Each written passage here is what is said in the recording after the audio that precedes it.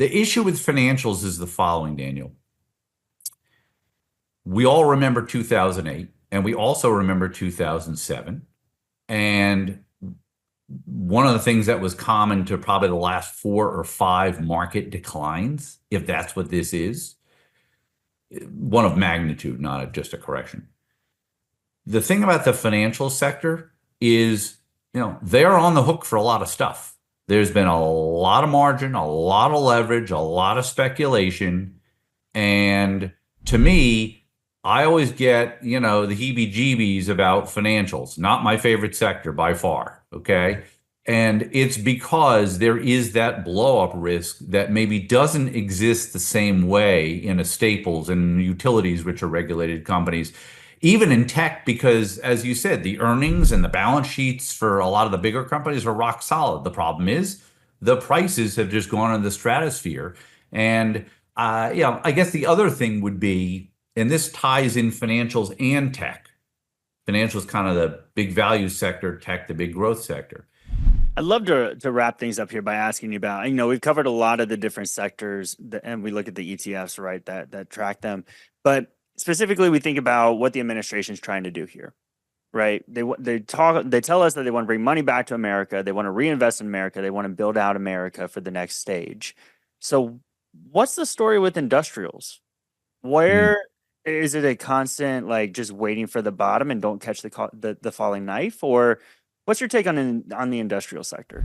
If you're in a chair and it's about to, fall over and you catch yourself, but then you kind of lose track of what you're doing and you fall over on the ground anyway, that's what a lot of this market looks like. And I think maybe we'll include the a chart on the XLI for this. But the best thing I can say about XLI and why it is different from all the other sectors to me, and why it is one of my favorite sectors, pound for pound, is one of the first places I look for value at the stock level, is the way it's structured, okay? The way the weightings are. If you look at the other 11 sectors, the other 10 sectors of the 11 in the S&P 500, they're all heavily weighted, okay? Tech is 3 companies, Apple, Microsoft, NVIDIA is like, 40-something% of it or 30-something%. It's a lot. And they're all like that, except for industrials. And I think this is just because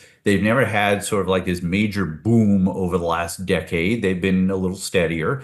And as a result, you've got a bunch of stocks in the XLI that are roughly the same market cap, and that's what all these things are based on, at least the popular ones. So because of that, I guess I would call it more like a mile wide and an inch deep. You got more companies to choose from. So the sector may see the winners and the losers even out a bit in this environment, but my guess is that over time, there will be some pretty good winners that will come from there. And I thought this about a year ago when I first started running Sun Garden Yark portfolio, when it was a portfolio before it was an investing group here. And the industrials were heavily populating the portfolio, but it didn't last that long. And so my exposure is fairly low now, but I think it will happen again. So I think it's a great sector to focus on for the long-term investor waiting for the prices to come to them.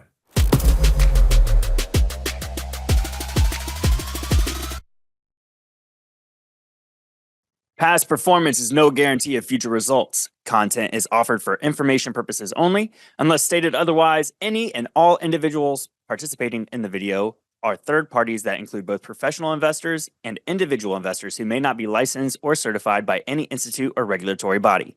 Unless stated otherwise, the views or opinions expressed may not reflect those of Seeking Alpha as a whole. The accuracy and completeness of content shared cannot be guaranteed. Seeking Alpha does not take account of your objectives or financial situation and does not offer any personalized investment advice.